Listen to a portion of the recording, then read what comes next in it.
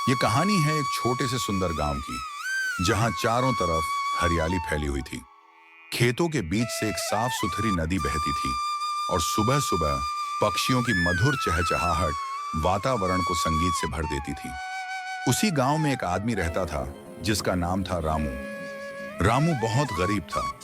उसके पास बस एक टूटी फूटी झोपड़ी थी जिसकी छत से बारिश की बूंदें टपकती थीं। वह रोज सुबह जल्दी उठकर मजदूरी करने जाता, खेतों में हल चलाता और शाम को थका हारा घर लौटकर बस 2 रोटियां खाकर सो जाता था।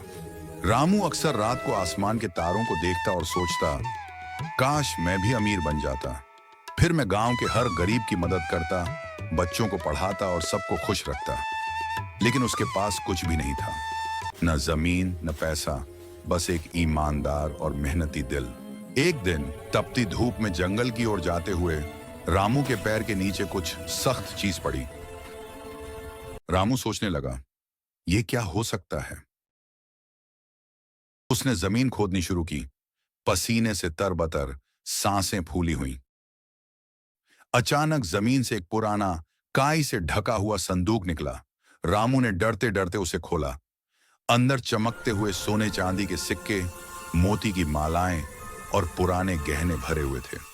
सूरज की रोशनी में वो सब इतना चमक रहे थे कि रामू की आंखें चौंधिया गईं। जंगल में सन्नाटा था, बस पत्तों की सरसराहट सुनाई दे रही थी।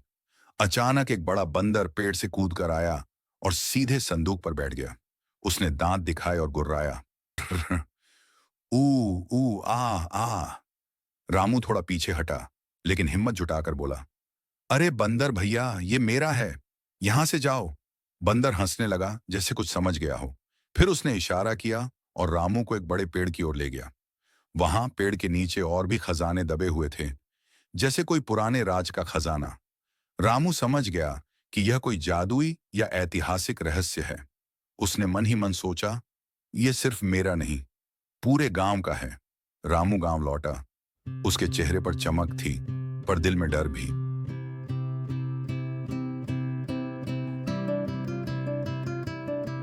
उसने गांव की पंचायत को बुलाया और सबको खजाने के बारे में बताया। लोग हैरान रह गए। किसी ने चिल्लाकर कहा, यह तो सपना है। लेकिन एक बुजुर्ग आदमी जिसके चेहरे पर झुर्रियां थीं, धीरे से बोला, बेटा रामू, यह खजाना गांव के लिए वरदान है। इसे व्यर्थ मत कर। इससे स्कूल बनवाओ, सड़कें बनवाओ और सबकी मदद करो। रामू ने बुजुर्ग की बात मानी।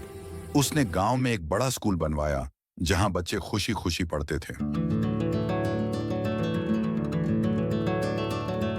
उसने नए खेत खरीदे जहां हरी भरी फसलें लहराती थीं। उसने गांव वालों को व्यवसाय शुरू करने में मदद की। खुद रामू ने मेहनत से अपना व्यापार शुरू किया। वह जंगल से ताजे फल लाकर शहर में बेचता और गांव की हैंडमेड चीजें सप्लाई करता। एक बरसात की रात गांव में भयानक बाढ़ आ गई। नदी का पानी उफान पर था। घर डूबने लगे।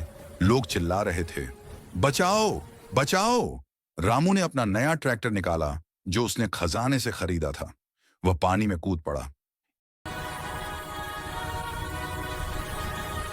रामू चिल्लाया, सब लोग मेरे साथ आओ, बच्चे और बुजुर्ग पहले, मैं तुम्हें पहाड़ी पर ले चलूंगा। उसने एक एक कर सबकी जान बचाई। लोगों के चेहरों पर आंसू और मुस्कान दोनों थे। बाढ़ के बाद गांव वालों ने ताली बजाई। रामू हीरो बन गया।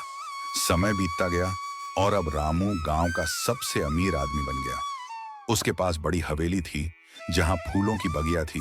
बीच में फव्वारा बहता था। कई जानवर थे जो खेतों में काम करते थे। चारों ओर उसकी जमीन थी जहां लहराती फसलें झूमती थीं। लेकिन रामू कभी नहीं बदला।